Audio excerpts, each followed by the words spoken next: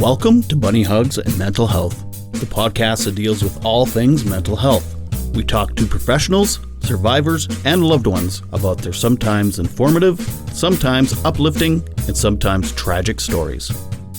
I'm your host of the show, Todd Rennebaum, advocate, recovering addict, experienced sufferer of depression and anxiety, and author of the children's book, Sometimes Daddy Cries.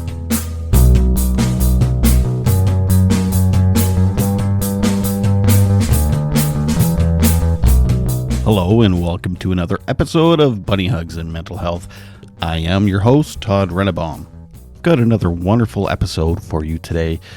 I talked to a young lady named Cassie, and she lives in Saskatoon, Saskatchewan, and she is a mental health counselor and an addictions counselor, and she has her own mental health kind of disorders as well, and she had a major mental breakdown at work one day. So we're going to talk about her past and how she kind of got to where she is today and how she's doing now.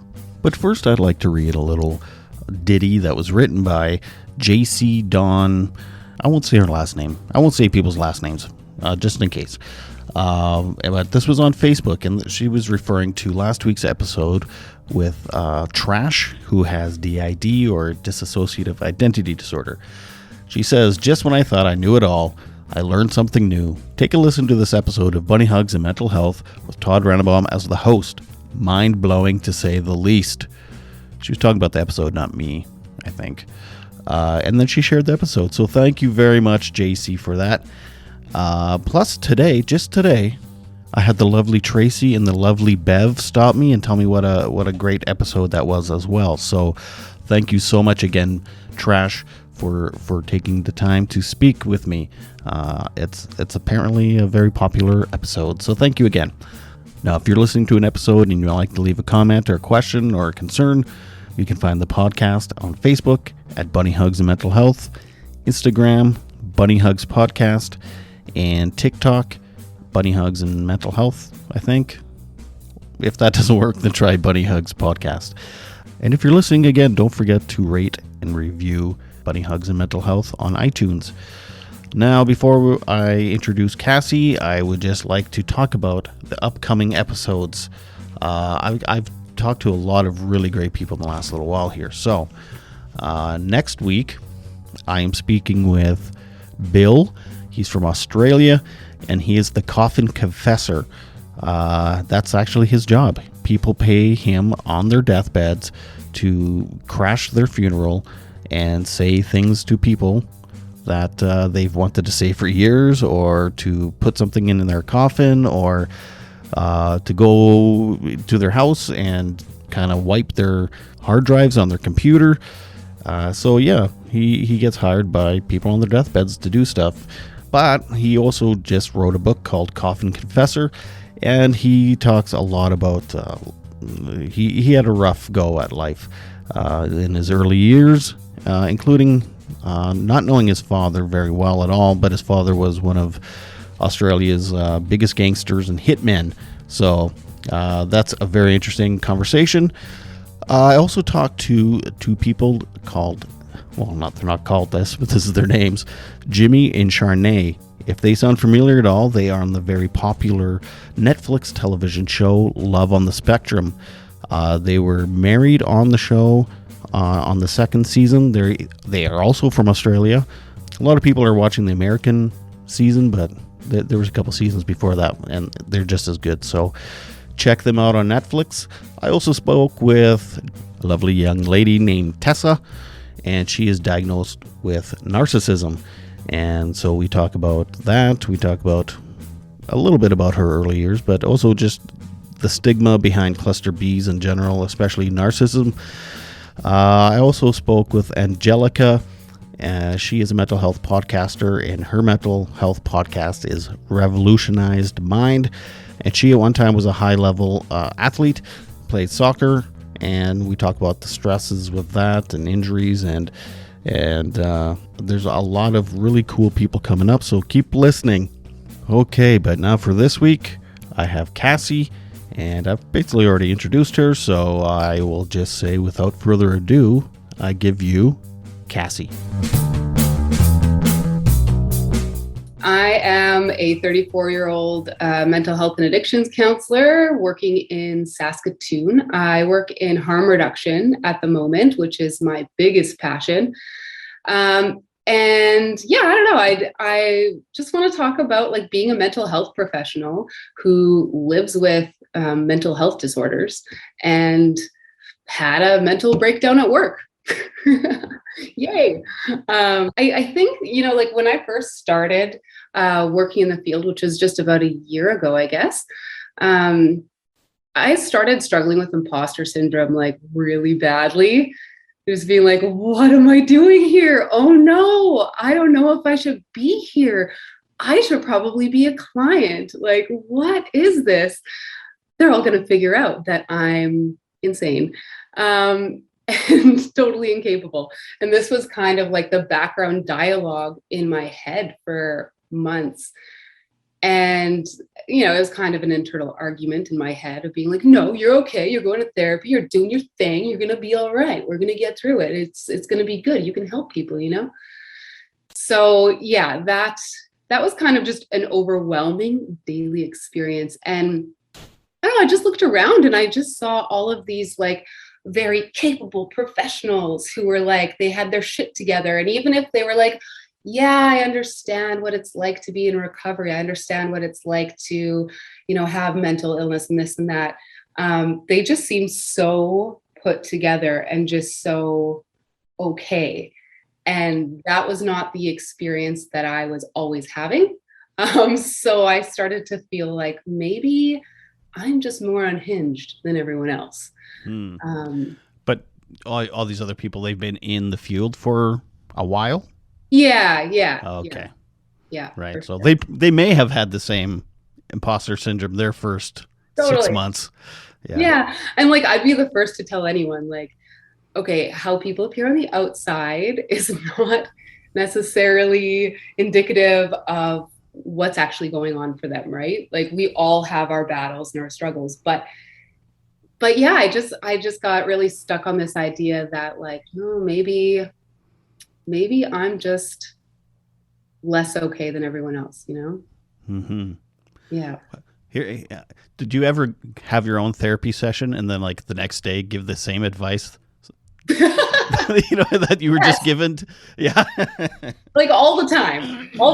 And like one of my friends is a psychiatrist and we joke about how like, we are our own worst patients or clients, like we're just like, yes, you should. Yeah. Well, I try to stay away from saying you should do this, but, make a plan with a client or a patient around like, okay, this is what we're going to do. And then go home and be like, that should also be my plan. But yeah. Well, even having the podcast and being an advocate, people reach out to me and I'm great at giving advice. I'm terrible at taking my own. Yeah. Yep. It's the human condition, Yeah, I think so. It's like the mechanic that drives a crappy car. Yeah, exactly. Yeah. A hairdresser with bad hair, Yeah. So what made you want to get into this field in the first place? Yeah. So like, I had a pretty chaotic upbringing. And so that was very inspiring for this field of work. And I just started to feel really hopeless, like in my adult years, just looking at the state of my family and how things had kind of fallen apart. And I was just filled with like this feeling of hopelessness and was desperate to like kind of figure out, okay, how do I turn this into something better? And so I think I kind of thought, well, okay, if I learn enough about mental health and addictions, then I can maybe help myself. And then if I can help myself, then maybe I could help other people. And then that could turn this hopelessness that I feel into hope and create more hope for others. And it's just a win, win, win, win, win, right? And in my mind, it was very clear, like I had this clear plan of how this would work, right? But life's never that simple, and it's just not that linear, right? Like healing is not that linear. So, yeah. Well, it's funny that you went into mental health education try to help yourself. Yeah. It's like if I'm going to pay for a therapist, I don't want to pay for a therapist and schooling. Yeah. I'll just do the schooling and be my own therapist as I'm going to school. Well, I went to therapy for years as well, and I still Oh, do. But I have to say though too, it took me a long time to find the right types of therapy for me, and then the right therapist was within that therapy.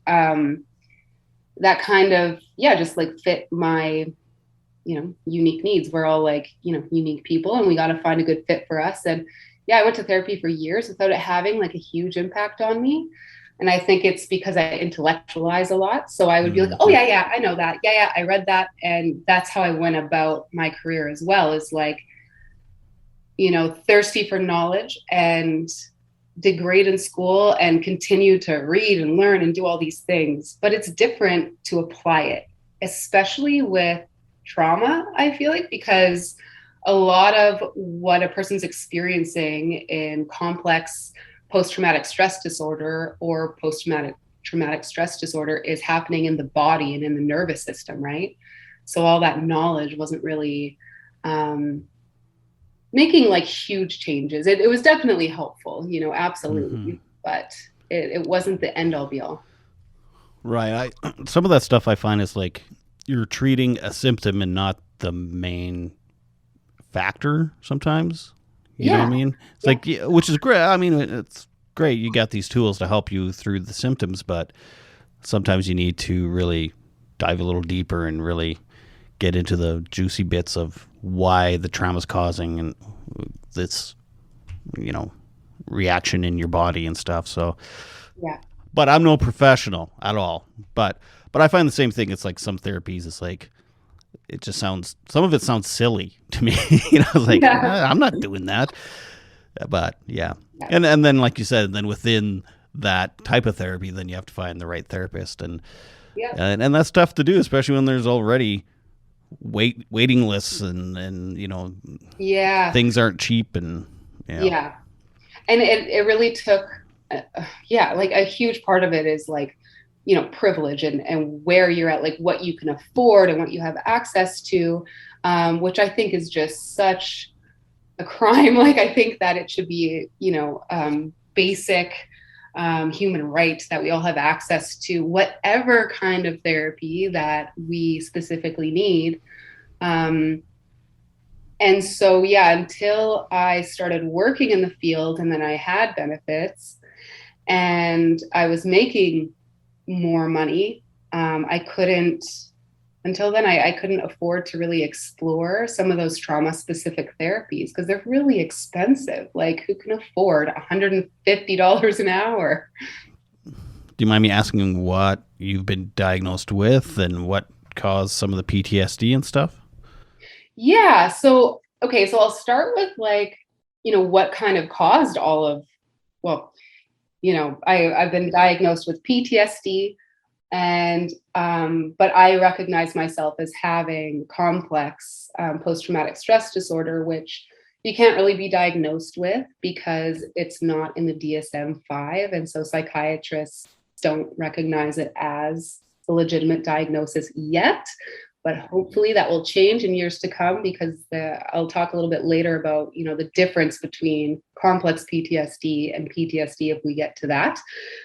But yeah, so complex PTSD, and then kind of like subsequently, like from the PTSD, I experience, anxiety. So I've been diagnosed with generalized anxiety disorder, but I know that it's connected to the PTSD and specific triggers, and then major depression as well. But again, that's connected to the PTSD, the anxiety, which then turns into depression and hopelessness. Yeah.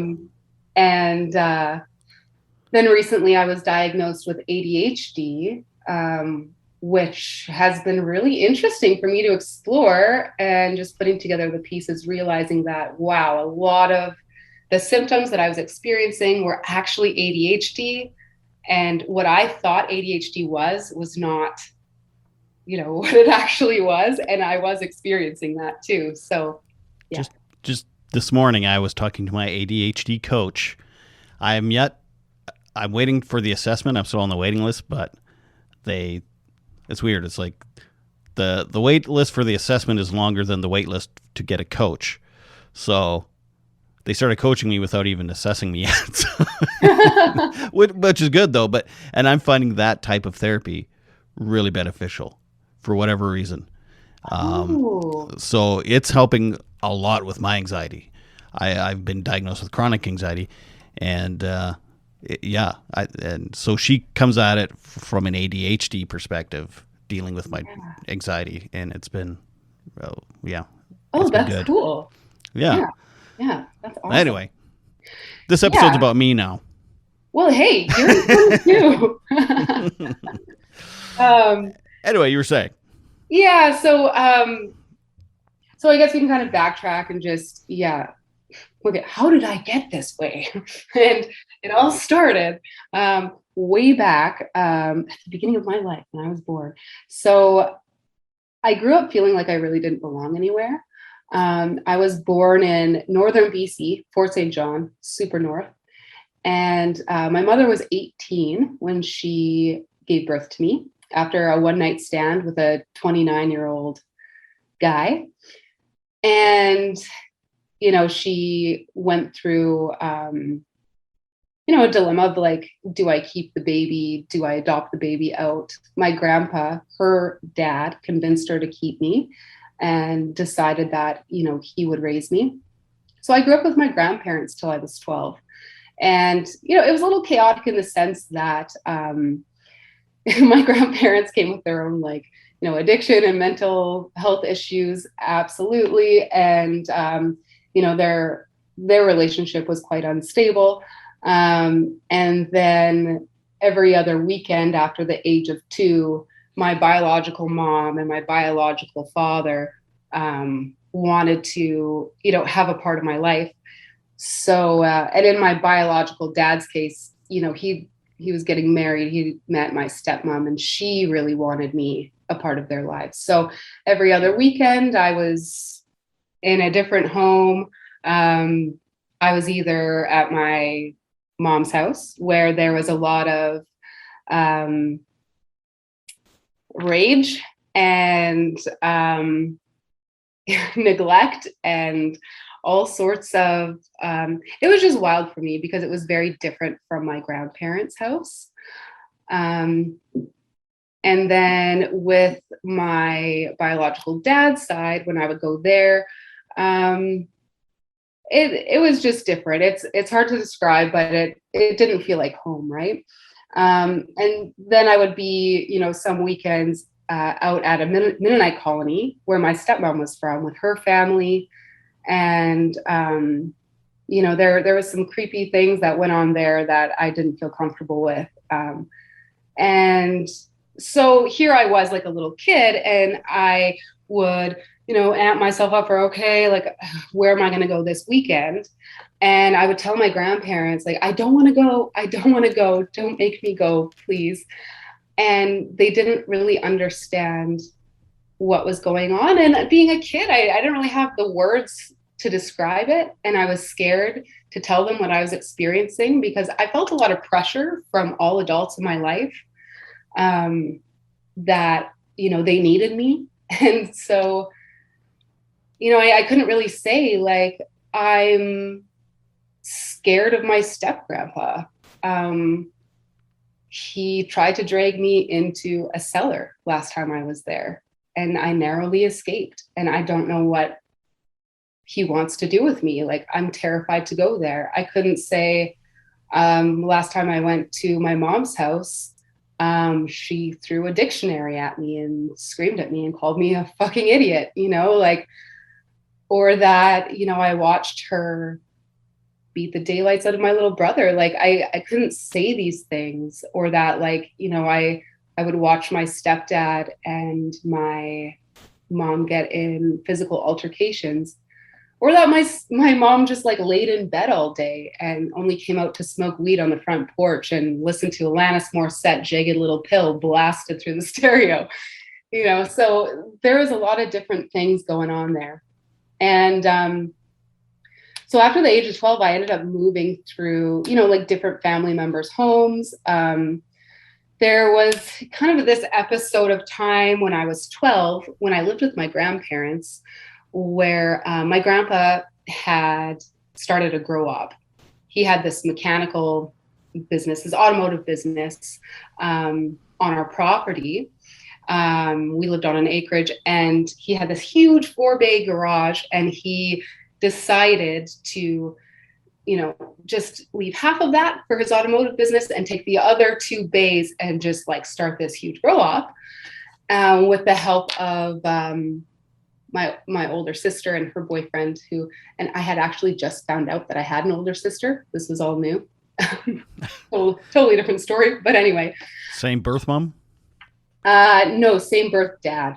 Yeah. Oh, my biological father had 3 different kids with 3 different women. And so she kind of surfaced, later on when I was probably around maybe 10 or 11. And so she becomes best friends with my grandpa, weirdly. And Your mom's dad. Yeah, my mom's dad. They have no relation at all.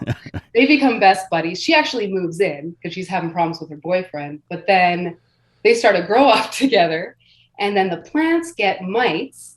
And these mites get really out of hand. And then it seems that these mites, this is just what I was told at age 12. So this sounds insane as I'm hearing myself say it, but these mites infiltrated my grandparents and my sisters' like bodies through their skin and started biting them everywhere. And then I guess they just started attacking their nervous systems, and they started to go kind of insane. Like they became very paranoid, very frantic, very like highly anxious, and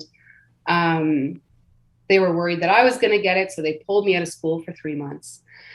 And my grandpa. Did they know that this was happening to them? They knew why they were this way? Well, my grandpa, he was an herbalist and really into alternative medicine. So, and the internet was like this new thing that he was obsessed with. So he would research all this stuff and be like, I know what's going on. Like these mites, they're attacking our nervous systems and blah, blah, blah. And they're eating us and blah, blah, blah. And I was freaked out. I'm like 12 years old being like, what is going on? They started covering all the furniture with plastic, and we weren't allowed to have anyone over. We weren't allowed to see anyone else, be close to anyone else. They were worried that it would be contagious. I would have to sit in the bathroom tub naked and freezing for hours covered in honey, and then neem oil, and then clove oil, and this and that, because, we're trying different remedies. I was having no symptoms, but they thought, just in case they've got in you and the eggs just haven't hatched, like this is what we're going to do. And I was like, okay. And so it wasn't just dank weed. I don't know. With their brain. I don't know, right? And then my sister came up with a theory later on. She's like, Cass, I think there was like carbon monoxide poisoning like happening like in the house, and I think that was making everyone crazy. And I'm like, honestly, I don't know what reality was during that time, and I couldn't tell you what the truth is about what happened there. But in the end, my grandparents went bankrupt. They lost everything. They lost their business, they lost their home. And I remember, them just sitting me down one day and saying, so, we've lost everything, and you need to figure out where you're going to live next, because we're going to pack everything up into our motorhome that we can fit in there. And then we're just going to live in our motorhome in a junkyard in a 100-mile house in BC. So that's our plan. Where are you going to live? And I was like, what? Okay. All right. Mennonite colony. Yeah, Mennonite colony, right? Well, that comes into play later. But I was scared to live with my mom because she was a terrifying person. And my dad, I didn't really feel comfortable around. And they said that my aunt, who lived in Kamloops, BC, had agreed to have me move in, and they would take care of me. And I thought my aunt was so cool. She was a hairdresser. Dad's side? Mom's side. Mom's side. Yeah, my mom's sister. And she used to be a model. She's this cool hairdresser. She was like, oh my God, yeah, I want to live with my aunt. She's so cool. I thought she was very cool when I was younger. And so I pack up a suitcase of things for the summer. I'm going to go stay with my mom for the summer. And then in September, I'm going to move in with my aunt and cross the province to Kamloops, start at a new school. We packed everything that we owned up into wooden crates and we shipped them down to Abbotsford, where my grandpa's nephew had a pulp mill and huge warehouse where we could store everything. I get halfway through the summer. My grandma calls me and she says, Cass, there's been a fire at the pulp mill and 95% of everything we owned has burned. And so I'm like, oh shit.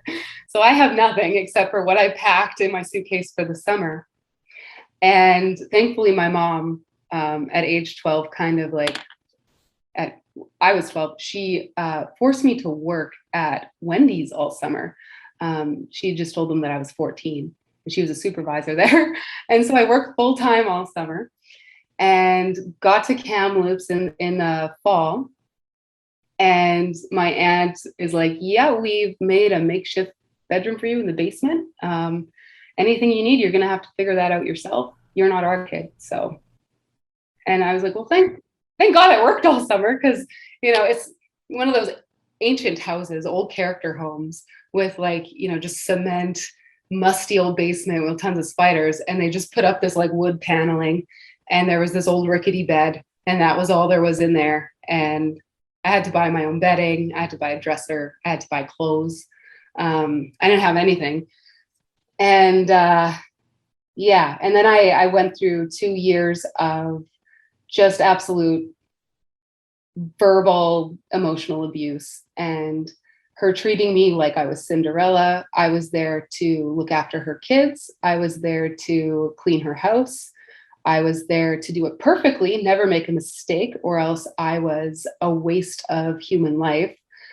And I just basically lived in this basement, just feeling totally isolated and oppressed by her. It was awful.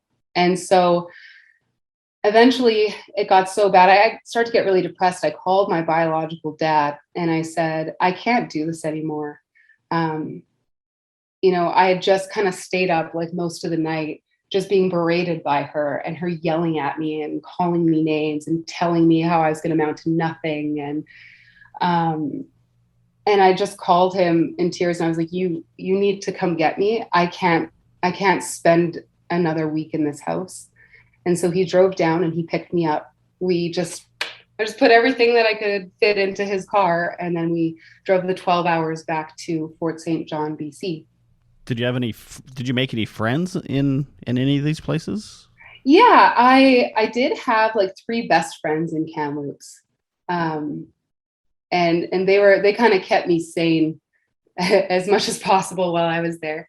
But, I had a lot of restrictions on like when I could go out, where I could go. I think I only had like a few sleepovers in the 2 years that I lived there. I wasn't allowed to do a lot of things. And then, so here I am, like back in Fort St. John. I'm living with my biological father and my stepmom, and I have a little brother that they parented together.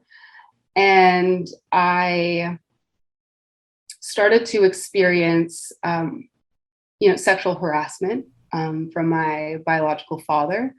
And that was also kind of the culture with his friends as well. I'm 14 years old at this point, and it was just sickening. It was really sickening. It just made me feel like really, really repulsed. And my stepmom wouldn't ever say anything or like do anything about it. And I would snap back and say like, please don't say that to me. Don't touch me. Don't, and he wouldn't listen. And I ended up experiencing 2 years of sexual abuse at the hands of my biological father while I was there. And I was scared to tell anyone. it's weird how people say, like survivors of sexual abuse say like, oh, I just felt like it was my fault. And I can totally relate to that. And it's hard to explain, but it's just, I don't know. I think there was a fear that like, well, if I say anything, where am I going to go? I'm 14 years old. Like, what am I going to do? Like, where am I going to go now? This was your last resort as it was. Yeah, and it was scary. And there's also this aspect of denial where this is horrific and it's shocking, and you're in shock that it's happening to you. And so you deny it, and you think, no, like that's not happening. That's not happening. Because if I admitted that that was happening to me, I would probably completely mentally break down, right? And what would the consequences of that be? What would the outfall of that look like? It was too much. And so, I, at like age 16, I met my first boyfriend. I kind of joined this like Jesus cult because I really wanted to feel a sense of family and safety, I think. And so I got really wrapped up in this like religious kind of environment, met my first boyfriend there. What was the name of the cult? Do you mind me asking? Shelter is what it was called. Ah, okay. Haven't heard of that one. Yeah, the shelter. Yeah, so very appealing to me. I'm like, yes, this is where I need to be, sheltered and safe. And I started to get really depressed and despondent and just like not acting like myself. And my boyfriend just said to me, look, if you don't tell me what's going on with you, like I need you to at least call your biological mom and tell her. You need to tell someone, you need to tell an adult. I have a feeling something bad's happening and I don't know what it is, but I'm not going to hang out with you again until you do this. Thank God this, like dumb 17-year-old boy said that, because that's what I needed. And I called my mom and I just blurted it out. I just said, this is what's happening to me. And she freaked out. She went through very similar things at the same age as me. And she knows what it feels like. She got on the next, sorry. With her dad?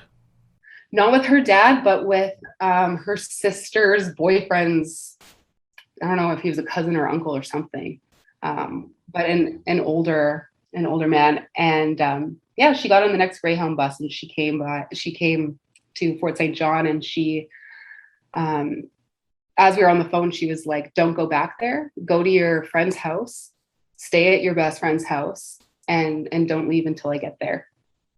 So she came and she helped me just kind of transition. And that was the one time I can say that my mom was really, she stepped up and she was my mom.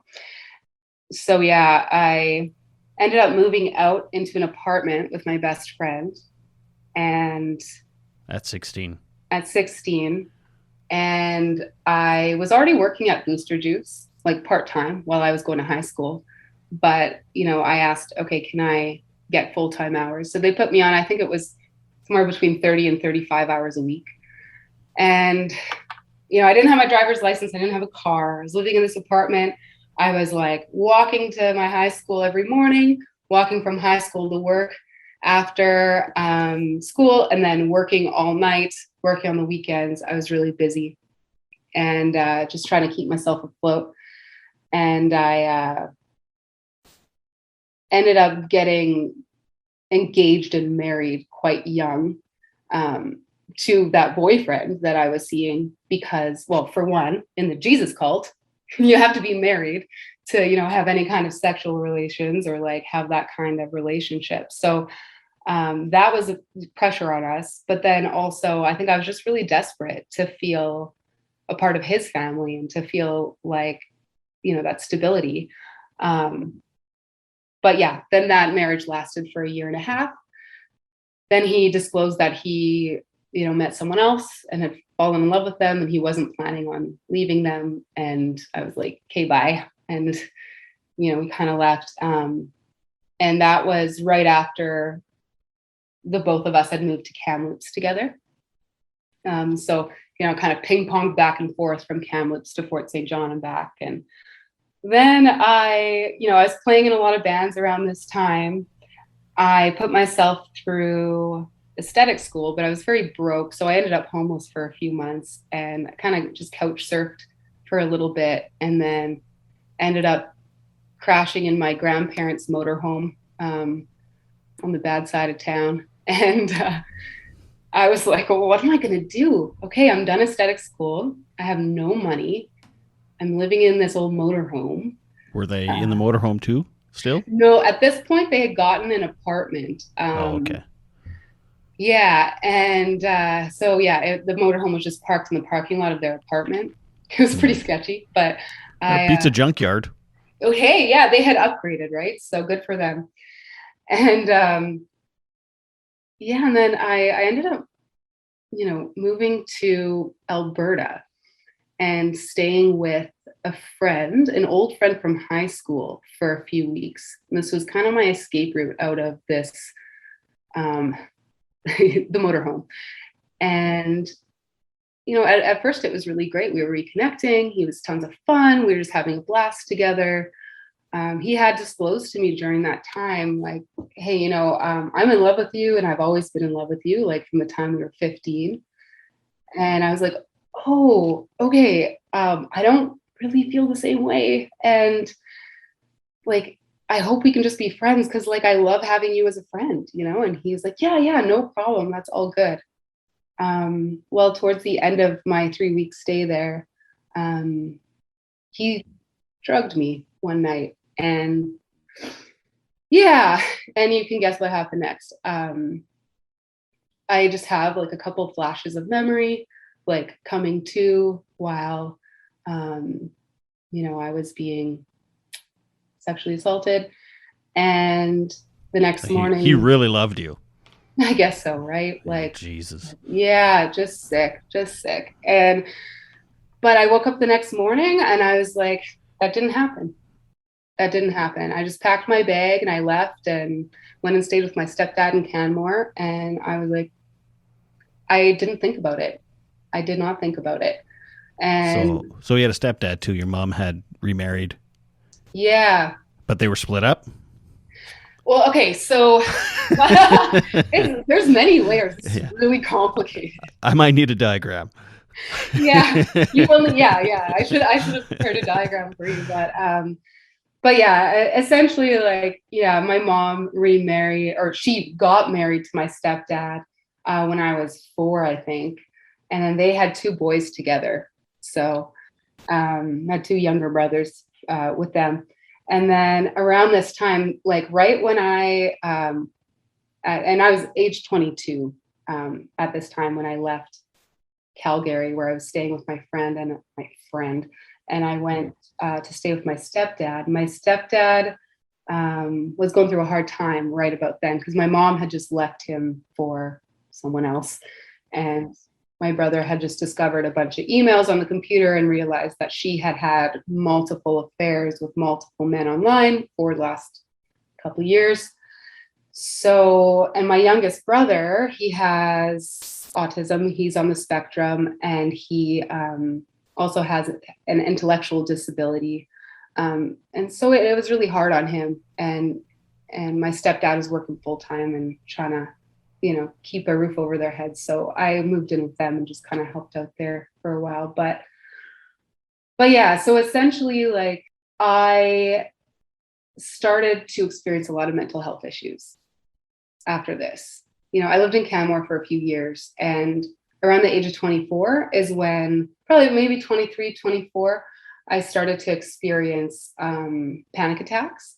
And I didn't know what was happening to me at first. Went to the hospital and they said, you're having a panic attack. And I started seeing a psychiatrist there. But then shortly after, I moved to Australia with my then boyfriend, and it just got worse. The anxiety started escalating, the depression started escalating. And I, being in my early 20s, living in Canmore and then living in Australia, I was just drowning everything in alcohol and smoking weed. And then in Australia, I started doing all kinds of different drugs, like I tried speed and I was doing LSD and MDMA. And but yeah, and I kind of thought, well, maybe a geographical cure will help. I'll go to beautiful Australia, live by the beach. And well, there I was sitting on the beach, bawling my eyes out, being like, I hate my life and not understanding why. What was your relationship with your boyfriend at that time? Was that okay? It could be turbulent at times. You know, we were best friends and he was a lot of fun. He had no insight into his own trauma, my own trauma, well, what was going on. You know, we're just dumb 25-year-olds partying. And I think he did the best that he could with like what he knew, but we fought a lot. And it didn't end up being a healthy relationship where either of us could like really grow, you know, and heal. And yeah, so yeah, we ended up in Saskatchewan. That's where my boyfriend was from. And so after like a year of travels in Australia and Southeast Asia, we were broke. We're like, we can't afford to live in Canmore anymore. So here we are in Saskatchewan. And land of living skies. yeah. It really is. The skies are beautiful here.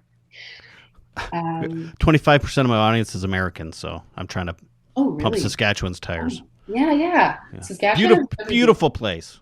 Come really up here and I don't know, look at the sunset. I guess I don't know. Yeah, dance in the fields or something. I don't know. I don't know what people do for fun here. I don't have drink. No, I'm kidding.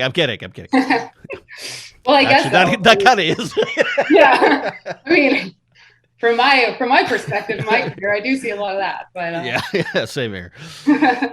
But yeah, so like, you know, and so things just continued to kind of haunt me, you know, like I started to experience a lot of symptoms of PTSD and anxiety, you know, I was having panic attacks semi-regularly, bouts of depression, and all these triggers just kept popping up. And then, you know, I ended up breaking up with that boyfriend and just being like, okay, like I just need to reset on my life. And so kind of tried to start over and thinking, okay, I'm going to get my life together. And still like triggers just kept popping up. My grandpa ended up getting really sick, the one who raised me until I was 12.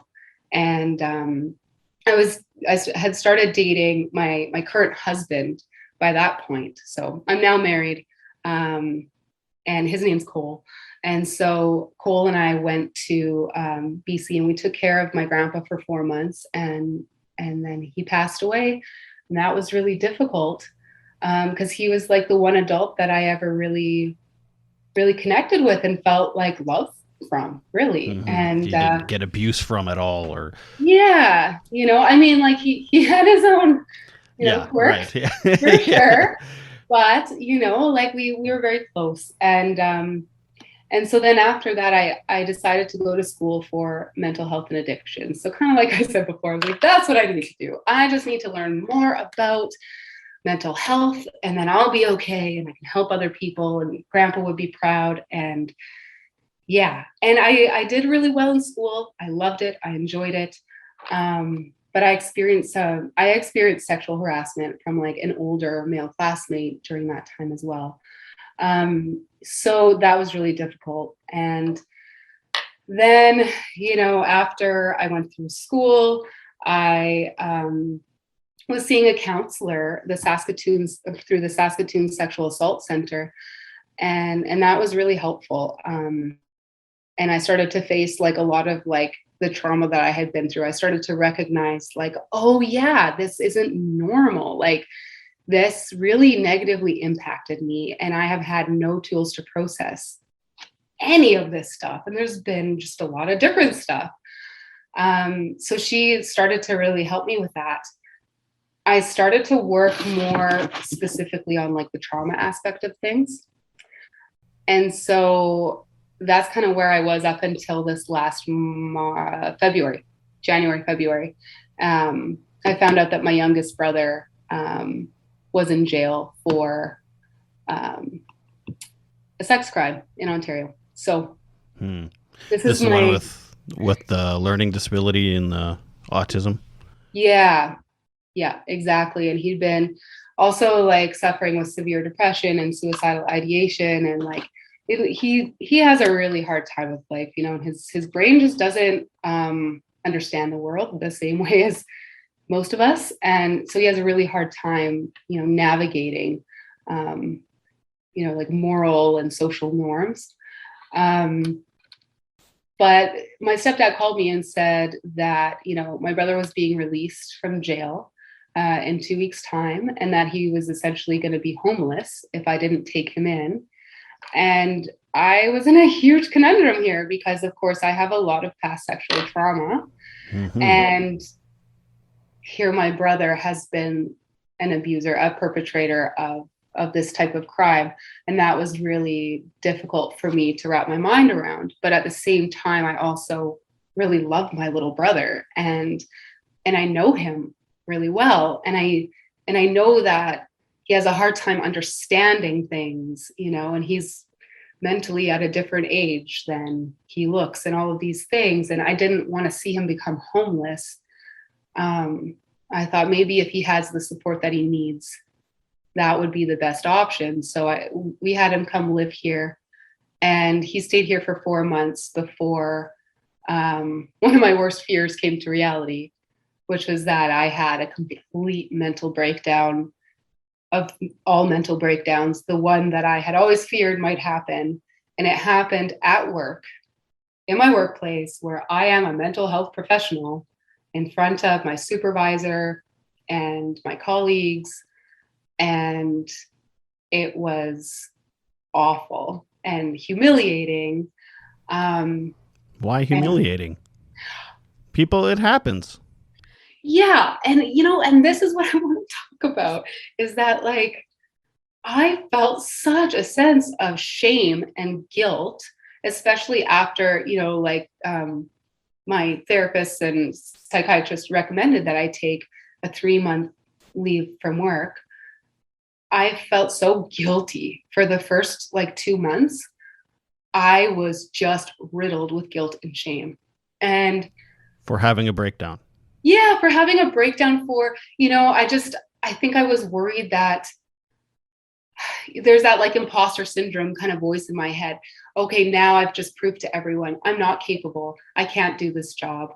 I'm too mentally unwell, and that I'm more of a client than I am a helper. And all of these internal fears that I had and beliefs that I had about myself just kind of came to the surface.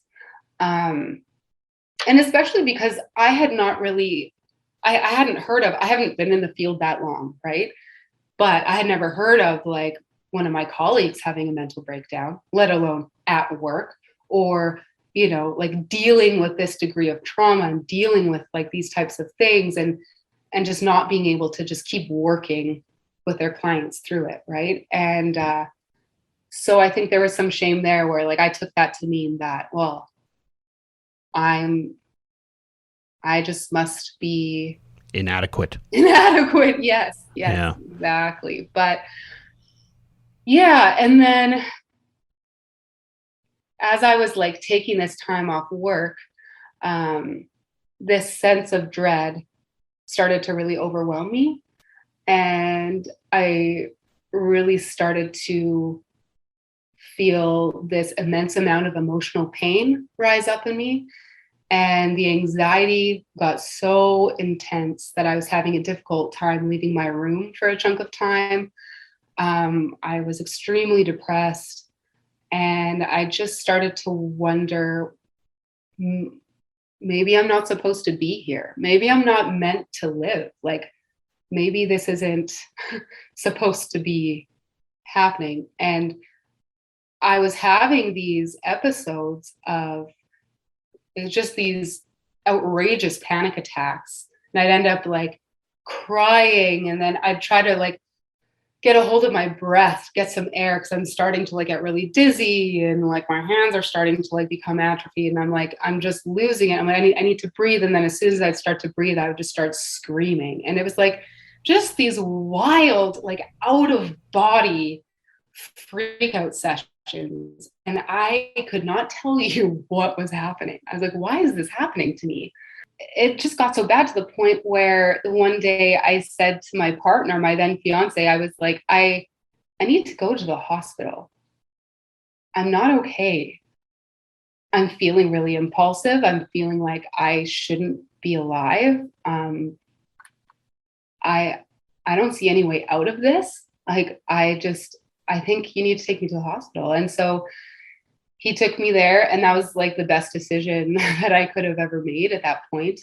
And now I hear like every day from clients that going to the hospital can be a traumatic experience in itself. And I absolutely see that. There is a whole other side of this too, and it can be a very, very negative experience. And thankfully for me, that was not my experience. And going to Emerge and telling them what I was experiencing was very helpful. I got connected to a medication that was helpful to me. And by the way, I had tried like a whole parade of medications before that were awful.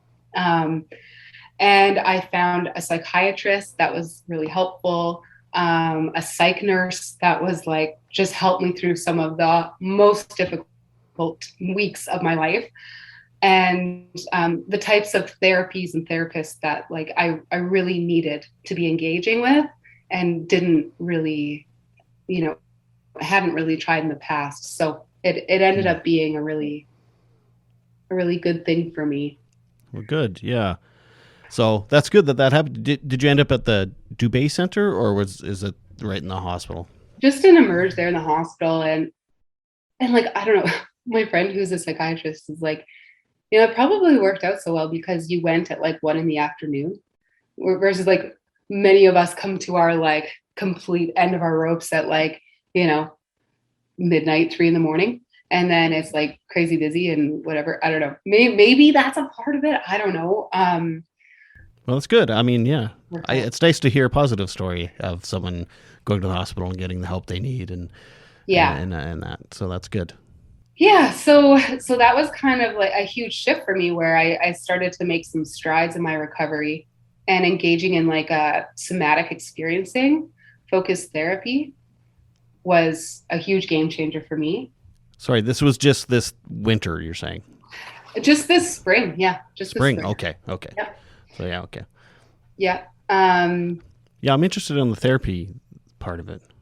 Yeah. So yeah, somatic experiencing has been. I still go to that. That's been really helpful, as well as ART, which is accelerated reprocessing therapy. I think I could be wrong about that, but it's something like that. That's helpful. And then I got my ADHD diagnosis, and that was helpful to understand that aspect of things. So what are those therapies? So somatic experiencing is really more about the bodily experience, your nervous system, focusing on, kind of like we were talking about before, how with a lot of the like CBT, more talk therapies, can definitely be helpful, but for trauma, only up to a point where you hit a wall and you go, okay, I know all the things. Yeah. But like I just described, my body's freaking out. Like I'm losing my shit and I have no control over like what my brain's doing, what my body's doing, and it's terrifying. And so with somatic experiencing, it just brings you like into your body to navigate, okay, what is my body experiencing? Where is it experiencing that thing? And what is that connected to? What memory, what trauma, what age of me is still very alive and conscious there and trying to take the wheel. Because what I really learned about with like complex PTSD is that a lot of these episodes that I was having where I was extremely triggered and I would lose control of my mental and physical state, that was essentially just a younger me coming out, maybe 5-year-old me who, went through this traumatic experience is now coming to the forefront and has taken the wheel and is like, we're fucked, and then all of the pain that I felt at age 5, but that I didn't know how to understand or how to process or how to work through, and I didn't have any adult to help me do that, it's like all of that pain would come rushing in. And so during these episodes, I would just like writhe. It's like I would just be laying there and it feels like an actual tornado is inside of me, just shredding my insides to pieces. And I'm feeling this overwhelming, intense pain that it's like I can't manage. And that's where the suicidal thoughts come from as well, right? It's like I can't manage this pain. I can't manage it. It's too much. It's too much. And so with somatic experiencing, I've been able to really like go back and understand what is happening in my body. And it takes trying to get into a safe place. A lot of sessions of somatic experiencing, honestly, especially at first, were just me and my therapist sitting there, and she's just trying to help me feel safe in my own body, because that alone is a huge step. I felt so disconnected. I was dissociated for weeks and weeks and weeks. Like I just felt numb. I just felt like I was floating around and like I wasn't me, you know? And so, yeah, you need to like have that, be in that grounded state first to like be able to tap into that. But so that was kind of a defense mechanism for when stuff was happening as a child, but now you're doing it constantly as an adult when it's like, okay, I can switch this switch off, but it's never going off. So that's what the therapy was helping you with is, okay, let's get out of this constant survival mode and feel safe. Yes. Yes. Interesting. Exactly. And that, like, I cannot stress how much work that is. I'm not done. I'm in the middle of it all still. Like, this is just my life, you know, like this is like what I have to do. But I'm thankful that I know what the work is now, because for years I tried to do the work. Oh, but what's the work? What is it? Like, what am I supposed to be doing? Like, you know, it's a shot in the dark. And so, yeah, like it took me years to figure out what path I need to kind of go down. And I'll probably still discover like so many other layers of things I need to work through. And absolutely. Yeah. Are you sober? No. So here's the thing with me. So yes, I'm a mental health and addictions counselor. I got into the addictions field because of how I can relate to a lot of the trauma that we see in people who are struggling with substance use disorder, because I so wholly understand what that feels like. And I understand why someone, there's a complex, combination of factors that cause someone to be addicted. It's not just and always trauma necessarily, but it's a huge factor that is often very much overlooked, or has been up until recently. Now we're talking about it more, right?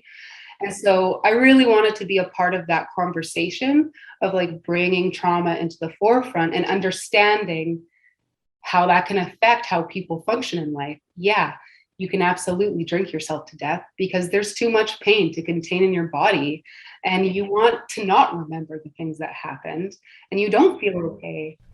So for an addict, that's like I was saying, how you get stuck in survival mode or defense mechanism mode. For them, that's using is constantly suppressing those feelings that they don't want to feel. So they're constantly in that mode. And so you help them turn off that switch, which is, I mean, I'm 6 years sober, so and I worked in addiction. So I don't want to put words in your mouth, but yeah. So help them turn that switch off to get out of defense mode, but that doesn't stop the trauma. So then they have to do some trauma work and stuff, right?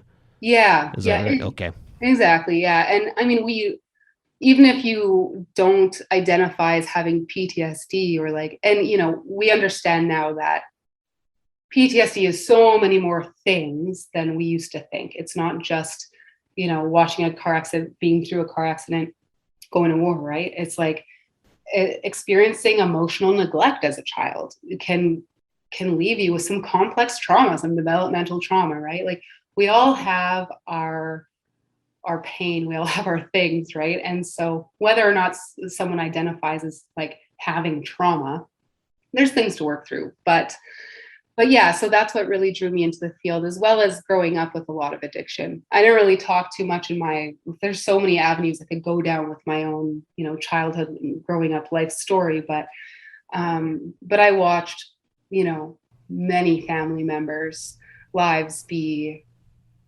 just shattered because of their addiction, and being under the care of some of those adults can be a little scary sometimes, right? And so I witnessed that firsthand. These are people that I love. These are my family members. These are people that I adore. And no matter what their struggle is, no matter what they've done, it's like, I love them. And so I wanted to bring that same love and compassion that I have for my family members who struggle with addiction into, addictions counseling, so that I can share that with other people's family members. Yeah. Mm-hmm, mm-hmm. It was interesting when you said there were suicidal thoughts, but it wasn't, I want to kill myself. It was, I don't think I should be alive. Yeah. And that's something that I think is important, that a lot of people don't understand, is suicidal thoughts aren't necessarily, I want to kill myself. It's everything from, I just want to fall asleep and never wake up, to, I don't feel like I should be here. It's a spectrum, right? And yes, and a lot of people don't understand that.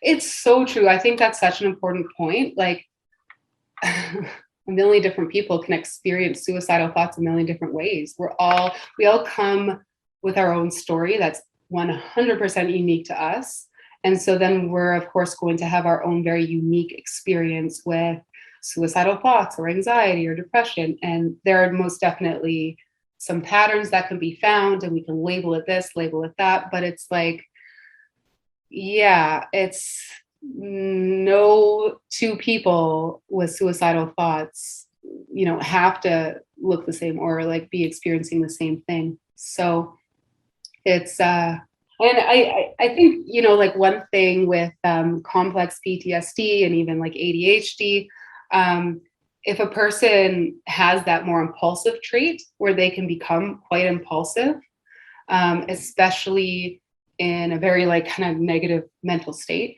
that can be dangerous. So like I know like Pete Walker, he's a psychologist who has authored a book called Complex PTSD from Surviving to Thriving. And he talks about how most people with complex PTSD won't go through with like actually ending their lives, but it's more so that they just want to live life differently.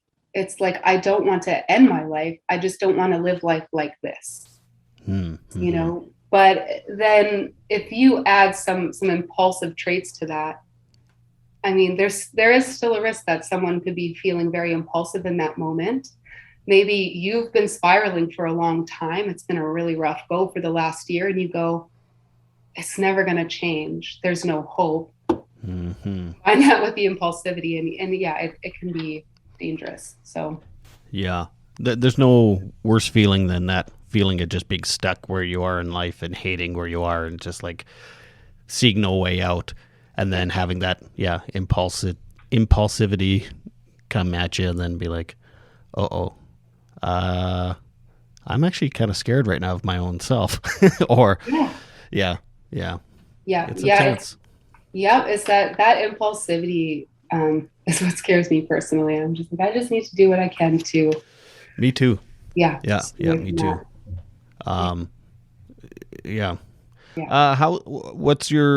Do you have a relationship with your dad at all anymore? Or is it like once you moved out of there, it was like smell you later? Yeah. I could do a whole nother podcast episode just on the effects of sexual trauma, because I feel like there's a lot that still needs to be talked about and understood about that.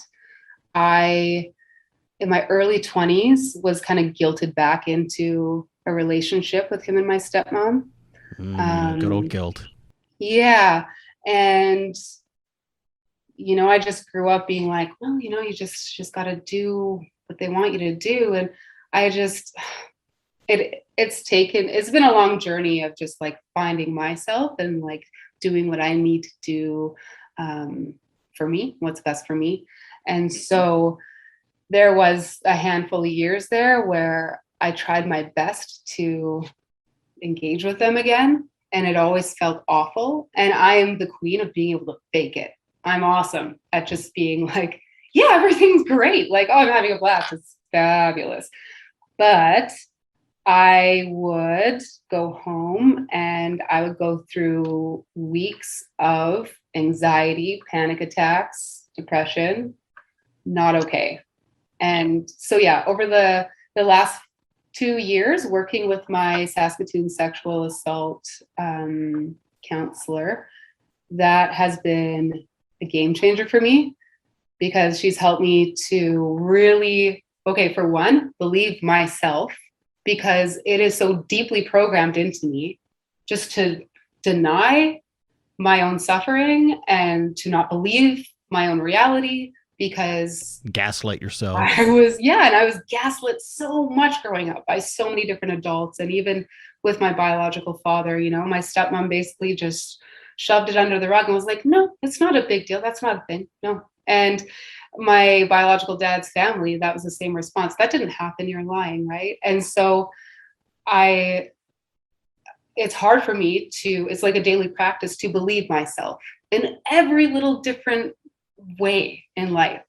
My first reaction is to deny my own experience. And so she taught me that. And she also taught me that the shame that I was carrying around, that was crushing me, that left me to believe that I was worthless, that I deserved all the bad things that were happening to me, that I would never amount to anything. That shame was never mine. I was carrying someone else's shame.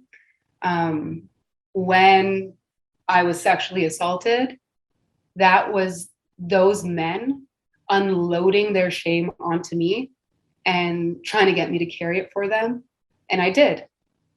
I thought that I should. And she helped me to realize that it's not even mine. I don't need to carry it. Interesting. I'm fine. Yeah. They're not fine. I'm okay. Yeah. And how supportive was your workplace with this spring and your breakdown? Incredibly supportive. And so I have to say, again, a lot of where I'm coming from right now with my experience through this, it comes from a place of privilege, and so I acknowledge that, that I have the type of job where I can just take a leave of absence when I'm not okay, and I'm not going to lose my job, and my manager's not going to hate me, and she's not going to,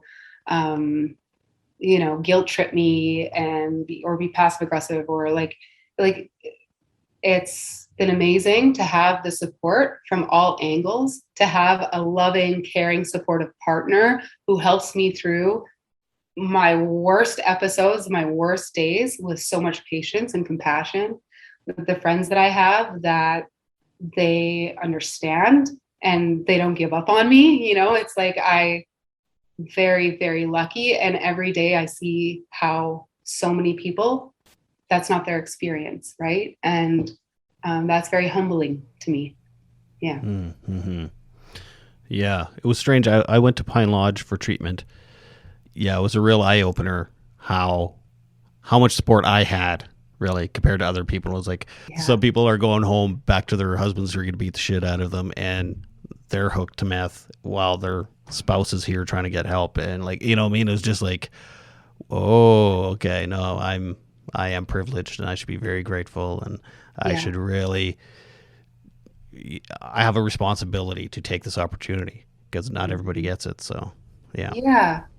And there's so many other compounding layers of oppression and difficulty that I acknowledge that I don't deal with. So when I hear people saying well, I'm not that privileged, I went through my own trauma, oh God, I know. It's well, yeah. I know, and it's hard. You can't compare pain and you can't compare trauma. No. But you can compare privilege, I think. It's okay. Yeah. You can compare. It's okay if you're privileged. It's okay. No one's. It's not a negative thing. So those and like I hear that stuff too. People are like, oh, well, just got to pull yourself up by the bootstraps. I did it. I was also this and this and had this happen to me. And it's like, no, you're privileged. It's okay. It's fine. Yeah. And people like that, I feel like they have a difficult time tapping into other people's experiences, right? And imagining that other people experience different things from them. Like I acknowledge that if I went through all of this trauma, like if I went through this whole life story, I lived the life of me, Cassie, and I was Indigenous, like this, I'd probably be telling you a very different story about my experience in a lot of different areas, and I think that deserves a lot of attention. Yeah. The thing that I want people to understand the very most is that this experience of mental disorders, mental struggles, whatever you want to call them, that is not my identity. And I don't think it should be anyone's identity, it's a part of who I am. It's one part, it's one piece. But I used to feel so much shame, and I was terrified of accepting the fact that, this is a part of me, that like, these are the things that I struggle with. I have complex PTSD. I have anxiety. I have depression. I experience, these things. I ran from it for so long because I was so afraid that everyone would think that I wasn't capable, that I wasn't, I guess I was afraid that they wouldn't see the other parts of me, that's all, that they would just like zero in on that, and that it would just taint, their whole perspective on me. I was afraid that my colleagues would think that, I was inadequate. I was afraid that my, boyfriend's family would think that I'm crazy and like mentally unstable and like not someone that their son should be with. I was, afraid of showing my friends too much of what I was going through because, well, who wants to be friends with someone that's, like that, but so at this point in my healing journey, where I am at is that radical acceptance. And it's a practice because those like critical thoughts still seep in, but that acceptance and self-compassion that, this is a part of me. It's a part of who I am, but it isn't who I am. It's not my identity. I feel less fragmented. I feel more whole. That's allowed to be there. And yes, I accept that I have certain limitations and I have maybe some different experiences that I go through, and certain phases where I'm not going to be feeling great, or I'm going to be having a panic attack or this or that, and that's okay. But there's this whole other part of me too. There's other parts of me that are confident and compassionate and outgoing, and we're complex human beings, and it's okay.